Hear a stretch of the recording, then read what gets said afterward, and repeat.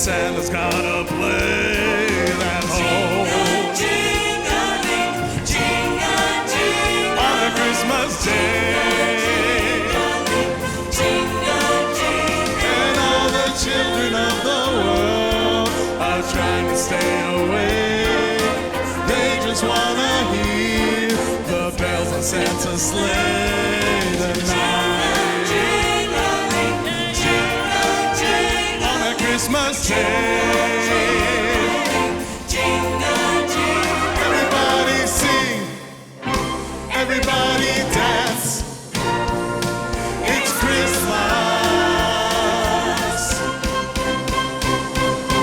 Jingle bells, jingle all the way. Oh, what fun, oh, it is to ride in a one-horse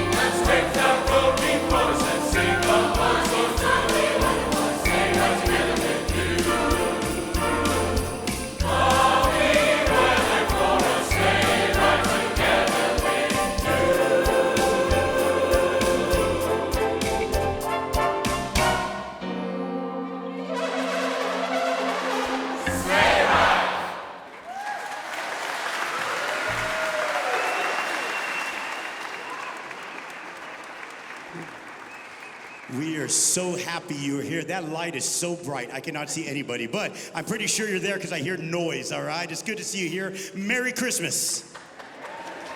Good to see you. Well, right now, you see some people walking down. These are professional cheerleaders trained at the cheerleading facility and somewhere, all right? And they're gonna come here and they're gonna help you be the best that you can be. So this next song, We Need You. We're gonna be in 12 different sections. And in your section, every time that your time comes in the song, you have to stand up with some energy. And I just wanna tell you, the section that wins, every one of you is gonna get a coupon for the best steakhouse in El Paso, all right? It's called Your Imagination Steakhouse. It's an awesome place. You get it right every time, all right?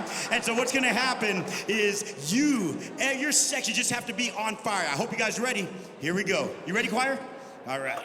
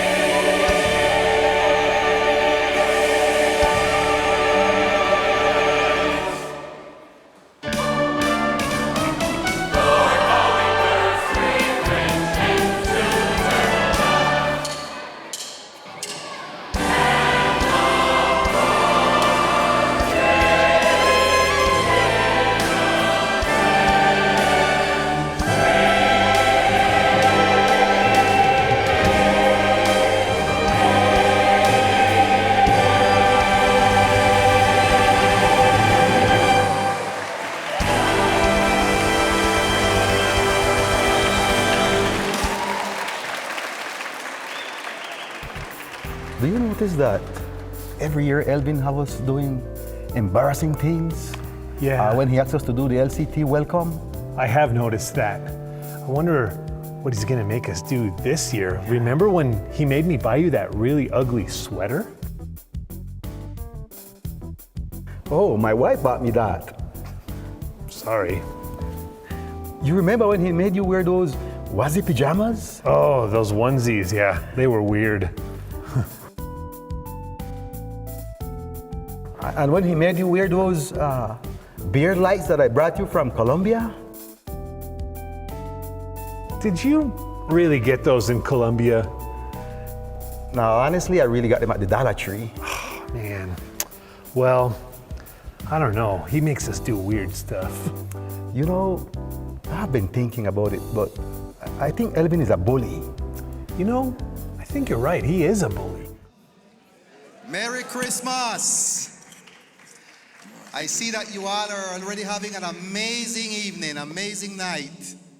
And we want to welcome you. We are delighted that you are here celebrating our 57th annual Living Christmas Tree. Yes. My name is Edgardo Martinez, and I serve here as the Minister of Missions and Evangelism. And we have... Hi, everyone. Welcome to First Baptist Church. I am Jeremy Croker. I'm the youth pastor and college minister here. End of quote. Are you Jeremy? Are you really Jeremy? Oh, yes, indeed. Pastor Ro Trammell and his beautiful wife are amazing and all around awesome. Your beard look weird. Why you look so different? Of course I am youth pastor Jeremy. Look at my glorious beard. You look so different, but I don't know. Let's see. Wow.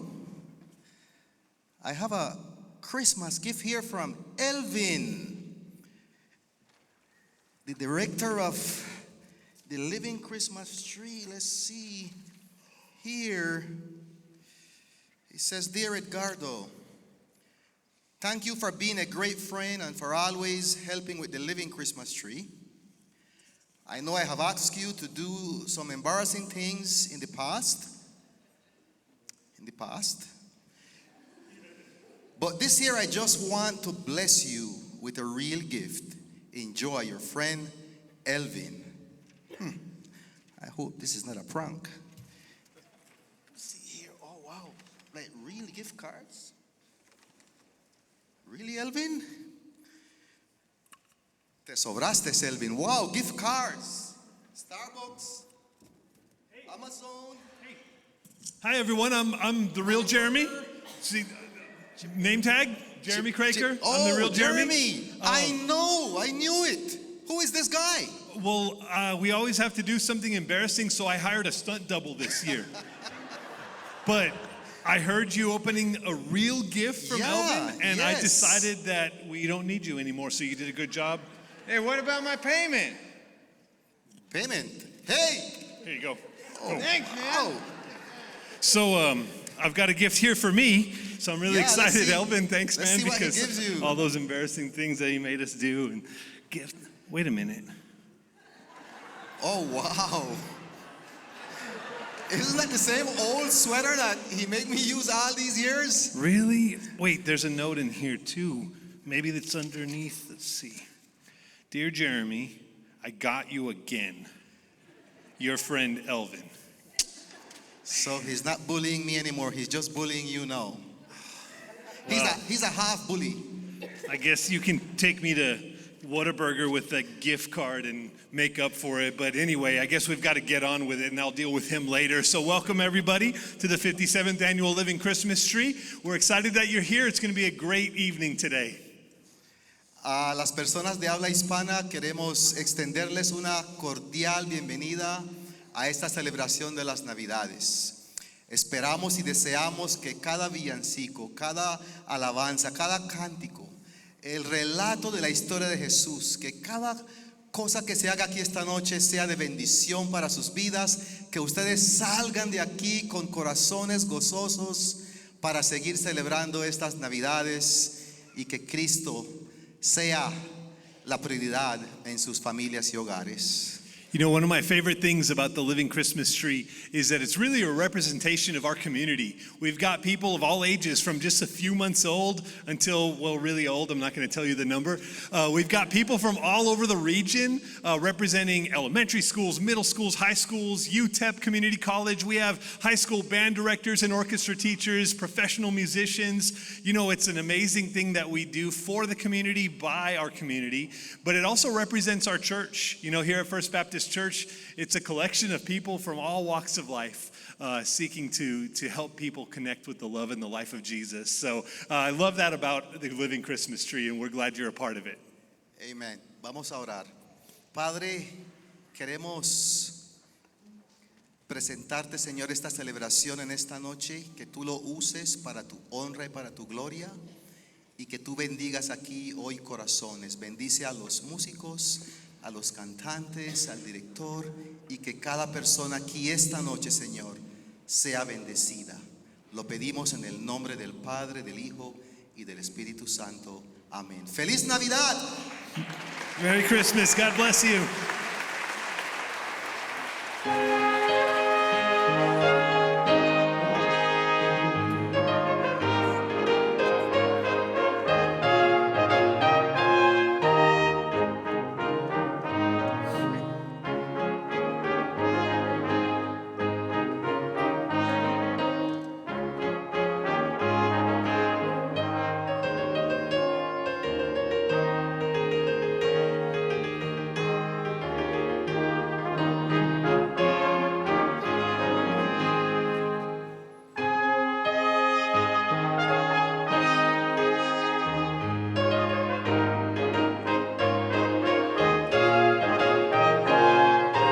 Ding dong merrily on high, the bells are gaily ringing. Ding dong happily reply, the angels all are singing.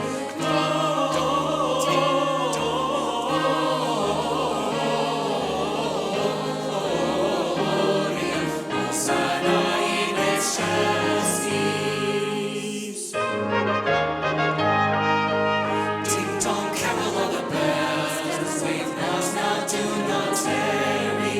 Ring out, sound the good Noel, the baby born of Mary.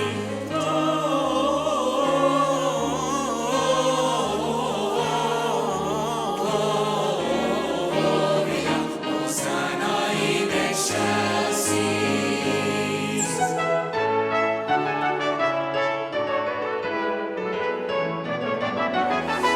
Now happily we sing, join the angels sing. Ding dong sound the steeple bell, for joy and snows we are bringing. Ding dong, ding dong, ding dong, ding dong, ding dong. Gloria, Hosanna in excelsis.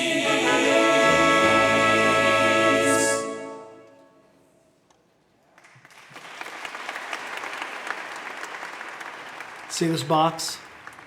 This is a gift for the whole family. You see, we are a Christmas decorations right after Thanksgiving dinner type of family. As soon as the stuffing is in the Tupperware, boom, we are setting out ornaments and lights.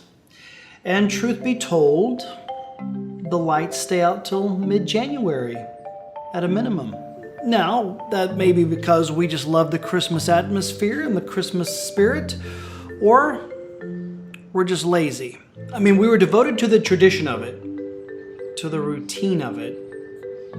I think in our hearts we just got lazy. We have this tradition where every Christmas we would all set up the nativity scene, and we'd set it out diligently, routinely. It was almost as if we were just trying to get through that next hurdle so we could watch our Christmas movies. So I had this idea.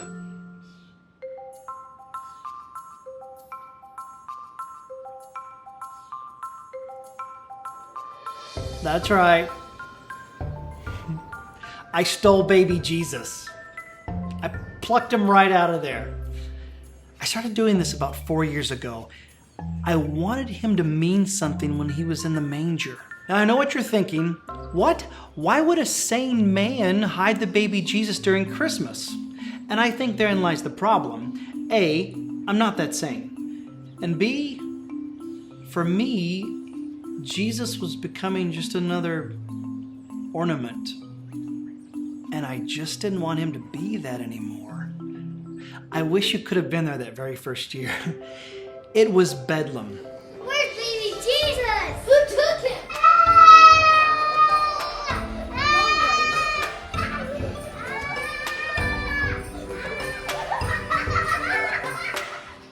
The mystery of baby Jesus' whereabouts was on the forefront of everyone's minds. And then before you know it, I started throwing out these little ransom notes. And then they were searching for clues. And every night at dinner table, they would come up with these new theories. In the kitchen.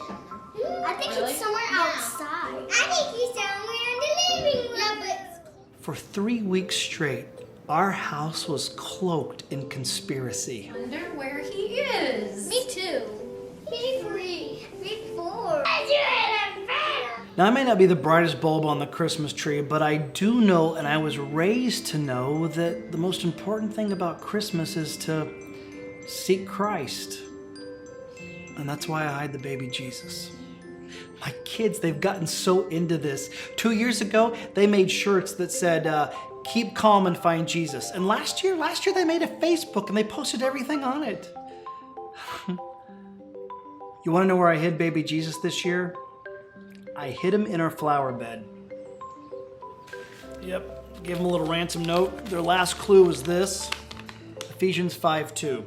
And walk in the way of love, just as Christ loved us and gave himself up for us a fragrant offering and sacrifice to God. The fragrant offering part kind of confused my little one. She kept trying to look for him in the bathroom. Anyway, it took them a while, but they finally found him.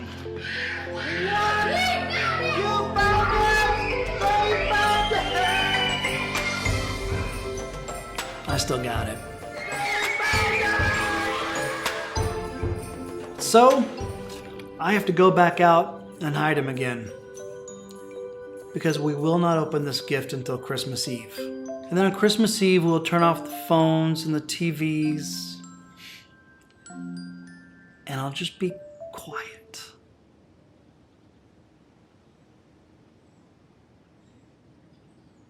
He came into the world quietly, and I just want my family to absorb this. And then we will open up this gift, this amazing, God-breathed, prophecy-filled gift. And we will sit around as a family, and we will talk about why Jesus was the greatest Christmas gift ever.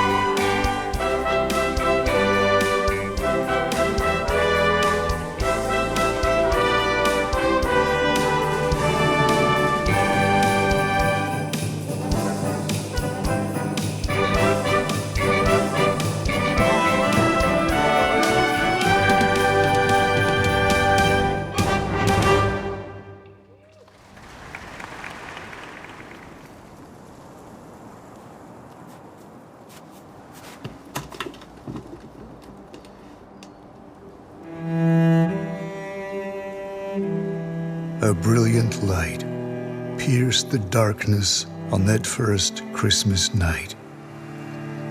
It wasn't the immense star so bright that intrigued experts of the night sky to follow it.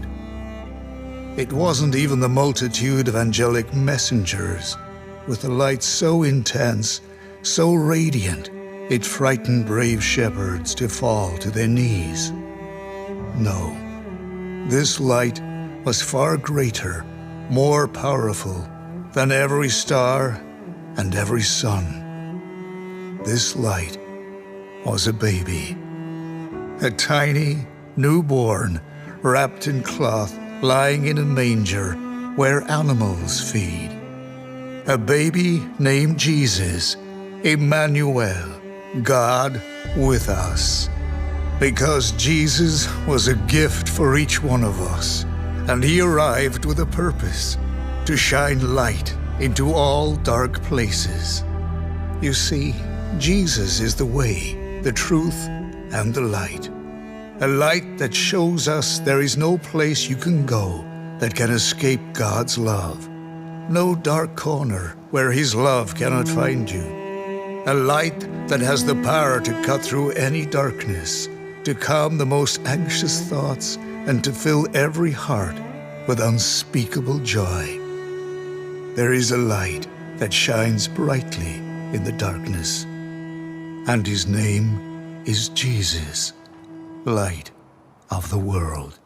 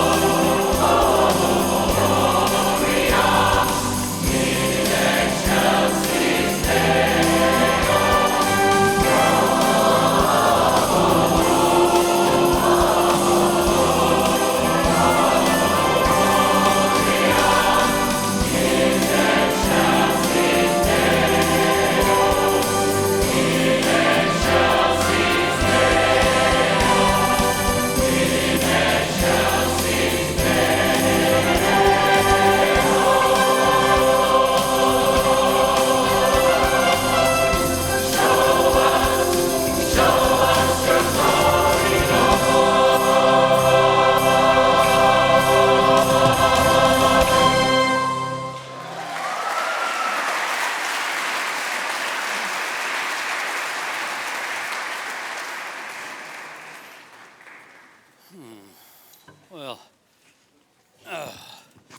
pardon me, sir. I'm just trying to make my way to the downtown bus station. When I get out of this building, which direction should I go? That'll work. Okay, that'll do. Thank you very much. Let's see if I can. Oh, hang on a second. That's a small ocean of people right there. Not exactly sure what I've wandered into. Pardon me, folks, I didn't mean to disrupt anything. I'm just gonna make my, whoa, hang on another second. Would you look at the size of that tree? It's huge. And it's got a bunch of heads sticking out of it. Wait a minute, a bunch of people gathered together, all looking their best, and a giant tree indoors.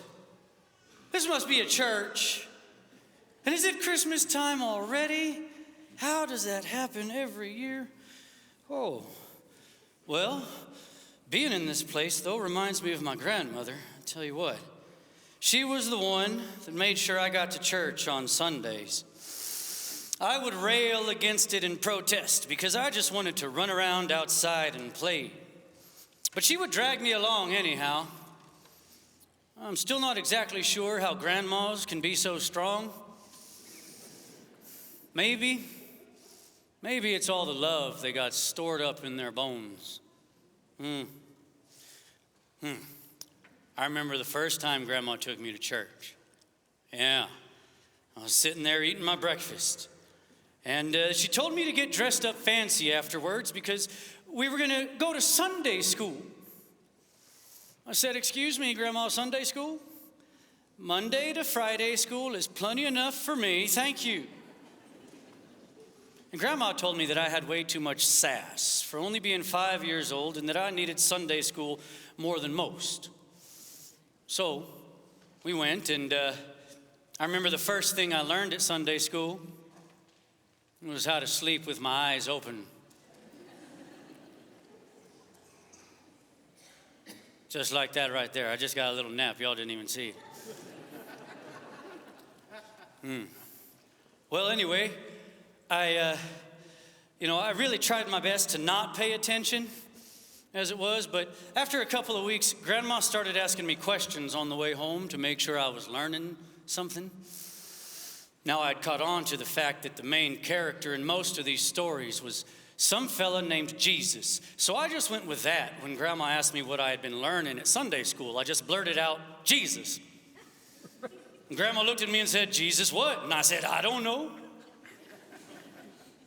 So then she got right to it and she told me that Jesus was God. Yeah, God, she said. She called him the big guy upstairs, the big kahuna, the main boss, the big cheese, she said. And then I asked Grandma if Jesus smelled funny because he was made of cheese. Oh, the way she looked at me in the rearview mirror at that moment made the car feel cold. Grandma asked me again what I had been learning at Sunday school, and I figured I should try real hard to answer, so I thought about it. And then I said, "You know what, Grandma? I like that Daniel guy because he's got pet lions. And Moses is pretty cool because he's got superpowers like Aquaman." And then I asked Grandma, I said, "Grandma, do you think that Jonah was eaten by the same whale that ate Pinocchio?" Grandma just stayed silent. So I blurted out Jesus one more time.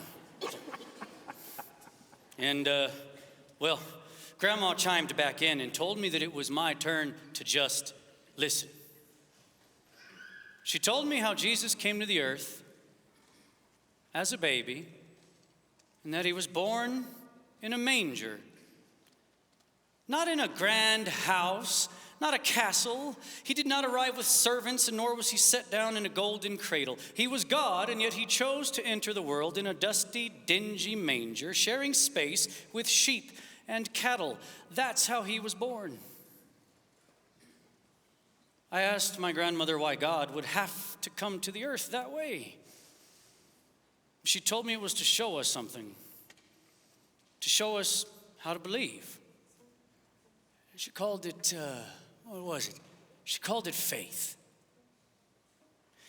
She told me that the birth of Jesus is a story meant to show us that God can make something out of nothing, and that he loves us, each of us, and believes in us. And all we have to do is believe in and accept his love.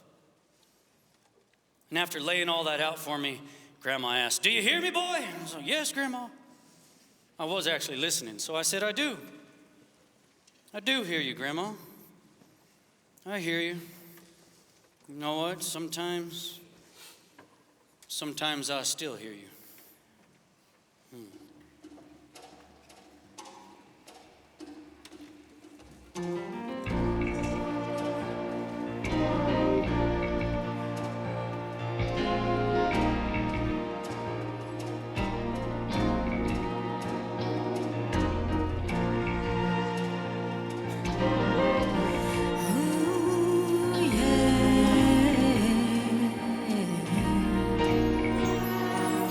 Said the night wind to the little lamb, "Do you see what I see?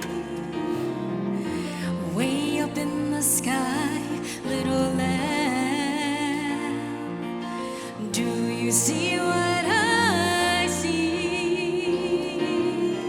A star, dancing in the night, with a tail as big as a kite, with a tail as big as a kite."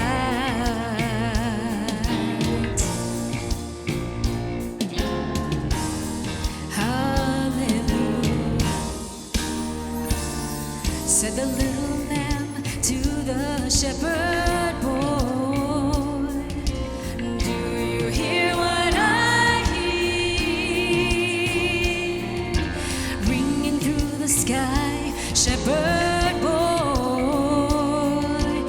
Do you hear what I hear? Oh, a song, high above the trees, with a voice as big as the sea, with a voice as big as the sea."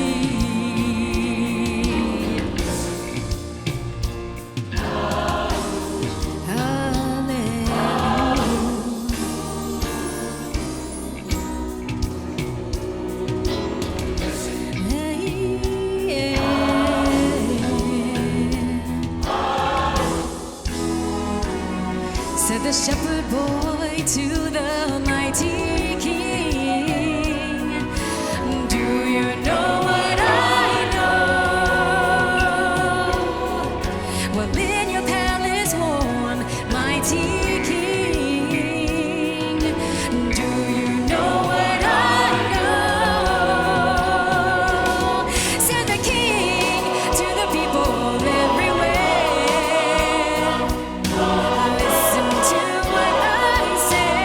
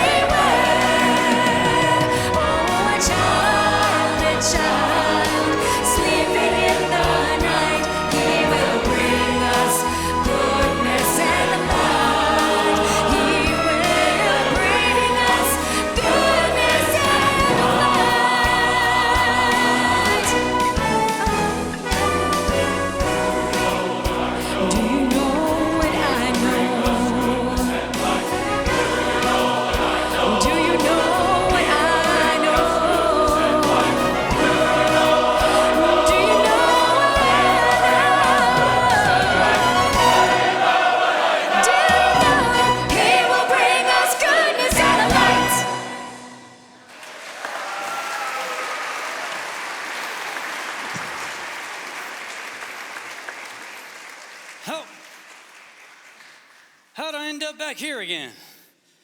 I was trying to make my way out, and I feel like I kind of have to admit something here. I found a room back there with a whole bunch of donuts, and I really hope nobody was saving those for anything special, because they're gone. Oh, well. Anyhow, wandering into this place and sharing these stories with you about my grandmother really took my mind right back to being a child. And I remember when I first got interested in those Sunday school stories. Once I understood that Jesus was God, I was waiting for the part in the story where he was going to get his superpowers. I figured, sure, he was born in a manger, but he's going to wake up one day super strong or with the ability to fly. Or maybe he'd wake up with eye lasers. And then, one day, the preacher spoke about the miracles that Jesus performed. That made my mind spin for quite a while, and I thought about it, and I figured Jesus really was a superhero. He was great at doing good. He helped people everywhere he went, and not just with outlandish and amazing miracles, but with his words and with his heart. His teachings helped people change and grow, and his love helped people remember what is most important in this life, that we should selflessly care for one another. After the preacher's story about Jesus' miracles, I could hardly wait to know what was next. So I asked Grandma what happened to Jesus in the end. Grandma seemed apprehensive and even asked me if I wanted to wait for the preacher to tell that story. I asked her how long I would have to wait, and she said, surely he'll tell that story around Easter time. But it was early February, and I didn't much feel like waiting. So, Grandma filled me in. She told me how he was crucified. She tried to hold back the details, but I pressed and I asked her to tell me everything. And I asked why he was born just to die, and she said he did it for me. I was, for the first time in my life, quiet. I was still. I was silent.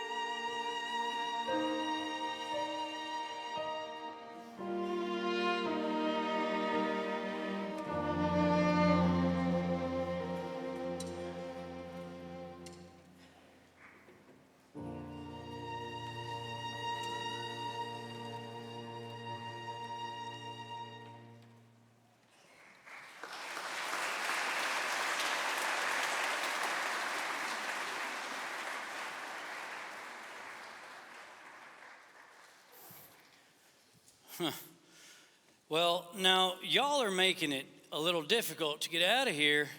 You're sounding so good, now I want to stick around a little bit. Marvelous work, everybody. Really. It's a beautiful song. It reminds me of the stillness I felt when I thought about the idea that Jesus would die for me. The very first time I thought about it, I was still for so long. Grandma made sure I understood, though. She stressed to me that the point of Jesus' life was to show us that a life of service lived in love is the greatest way any one of us could ever live ourselves. It has been a delight sharing this evening with all of you, but I really do need to make my way out of here. But you know what? I got quite a journey ahead. Y'all are gonna have to oblige me an indulgence here. I need to let my feet rest a little bit. I need to let my toes breathe. Oh, that's better. Oh, whoa. I forgot how long it's been since I washed my socks. I'm sorry to y'all. This fella right here in front, you might want to see the doctor in the morning. Make sure your nose still works. You're about the closest there is to it. And I need a place to put these away anyhow. There we go. Grandma, never let me leave things laying about the house. Everything has its place, she would say. And if I left something out too long, well, it had a knack for disappearing. Uh-oh, y'all are gonna have to give me another indulgence here. You see, I've got a very particular way about how I need to set my shoes down and how the laces need to be there just right. And well, now I've sat down and I can feel how tired I am. So I might be stuck here a little while. My body is finally getting a little rest, but you know what? My mind is still racing. I'm still wondering about the why. Have you ever thought about the why? Why was Jesus born in such horrible conditions? Why did he live such a meager life? And why ultimately was he born just to die? They say he died for me and for you and for you, for all of us. They say he died for us because of God's great love. It's a story of love, pure and simple. For greater love hath no man than this, to lay down his life for his friends. And while these three remain, faith, hope, and love, the greatest of these is love. And whosoever calls upon the name of the Lord shall be saved, for God so loved the world that he gave his only begotten Son, that whosoever believes in him shall not perish, but have eternal life.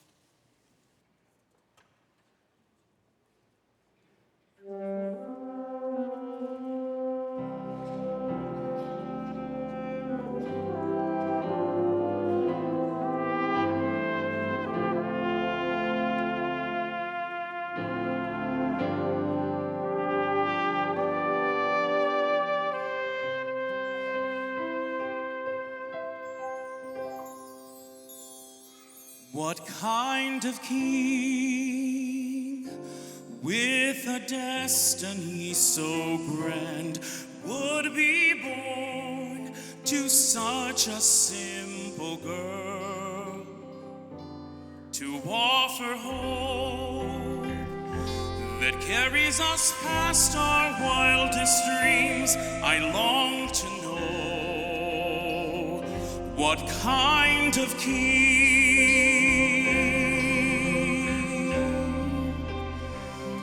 what kind of king has a star up in the sky shining down to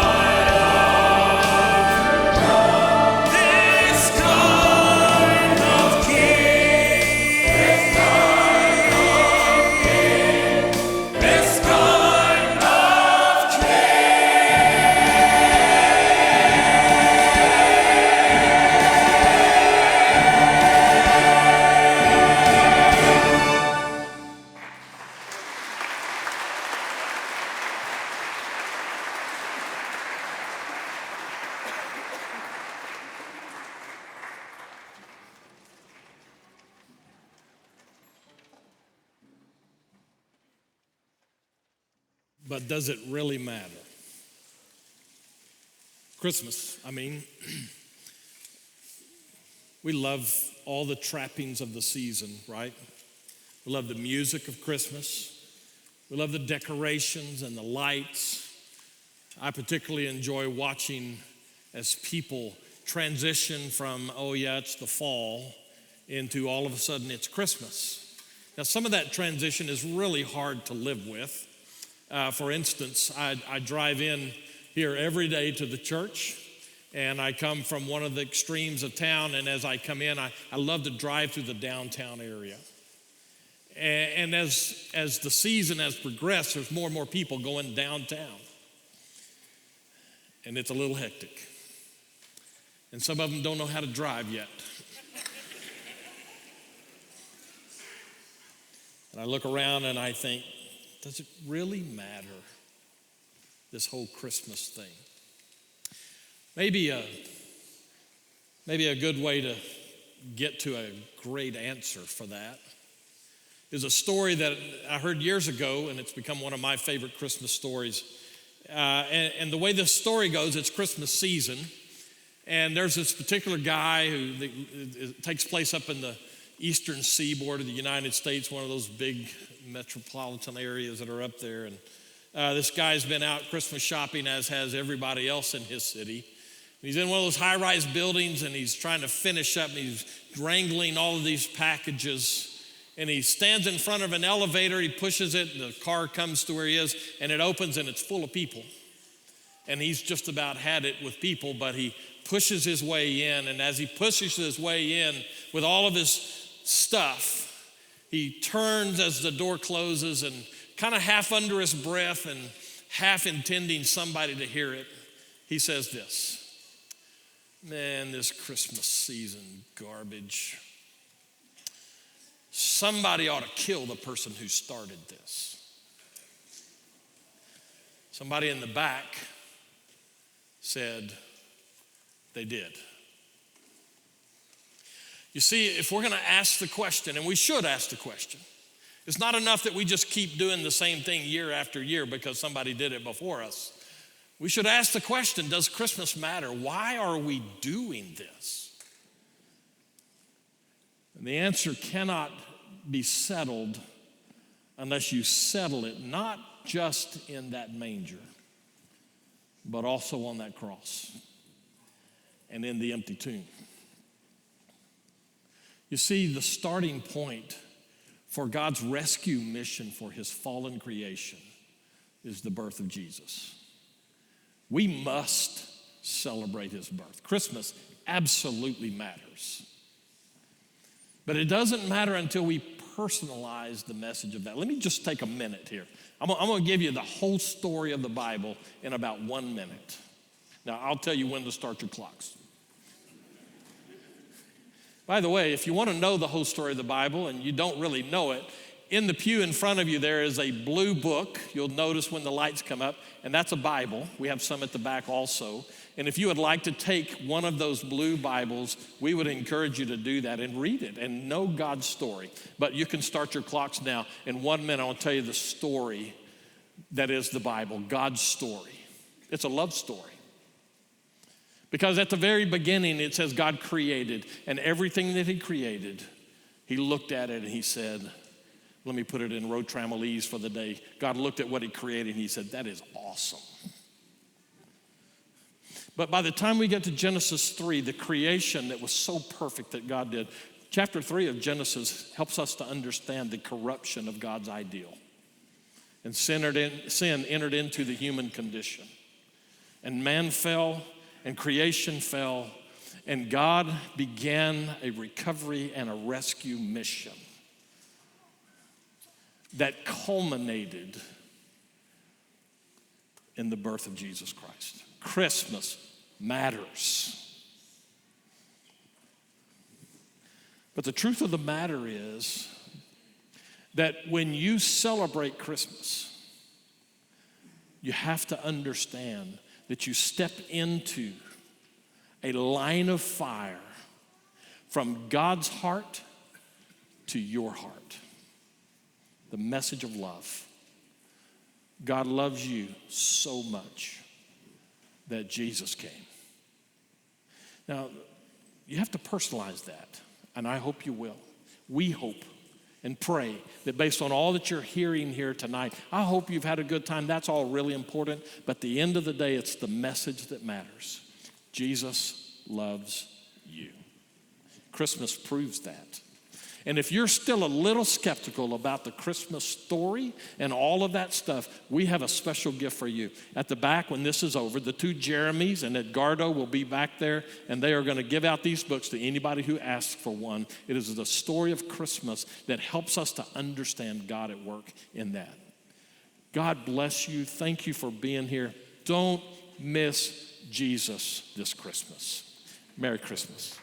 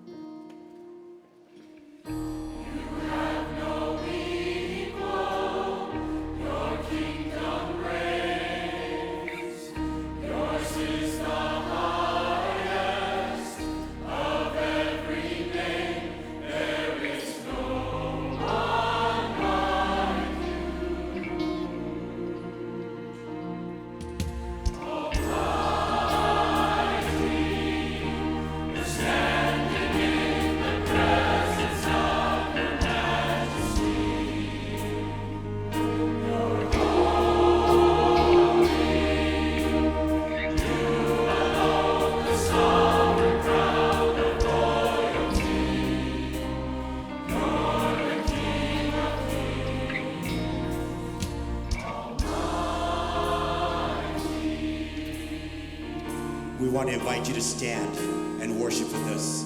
Let's sing, church.